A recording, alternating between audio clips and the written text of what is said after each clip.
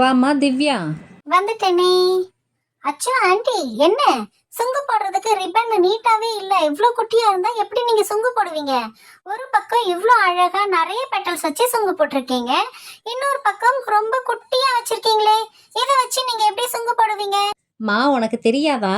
இப்போ நான் make for சேல்லேருந்து ரெடிமேட் ஸ்கூல் ரிப்பன் வாங்கியிருக்கேன். அதுக்கு இந்த அளவுக்கு சின்னதாக ரிப்பன் இருந்தாலே போதும். இதை இந்த மாதிரி சின்னதாக மடித்து அழகாக இப்படி வச்சுட்டு இந்த ரெடிமேட் ஸ்கூல் ரிப்பன் இருக்கு இல்லையா, அதை எடுத்து இந்த ஜடையில் போட்டுடணும். இது எப்படி போடுறது?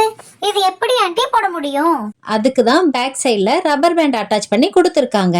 அந்த ரப்பர் பேண்டுக்கு பதில் டிக்டாக் கிளிப், அலிகேட்டர் கிளிப்னு நம்ம எது கேட்டாலும் அவங்க செஞ்சு கொடுத்துருவாங்க. கஸ்டமைஸ் பண்ணி கொடுத்துருவாங்க.